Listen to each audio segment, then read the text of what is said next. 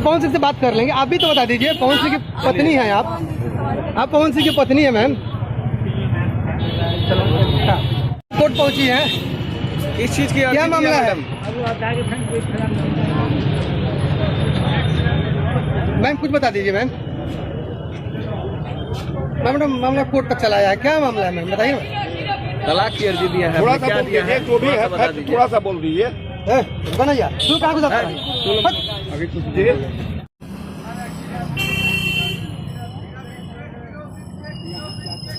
भैया है मजरिया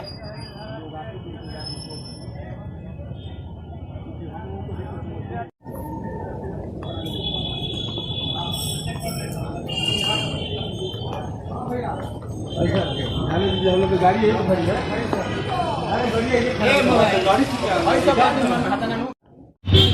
मैडम वही चीज बोल दिया जाए मैम।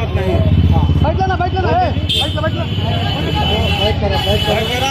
वही बोल दीजिए। क्या पूरा मामला है,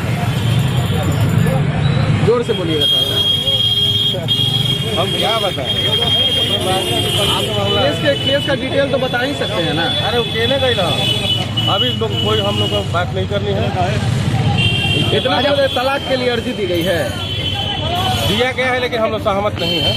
किसके तरफ से दिया गया? अब जो भी है हम एडवोकेट आए हुए हैं बलिया से, मुझे पूरी तरह जानकारी नहीं है। और तो इनके तरफ से नहीं दी गई है, पवन सिंह की तरफ से दी गई है। मैडम यही जानना चाह रहे हैं। मैडम तो वही आप बताइए क्या मामला है कोर्ट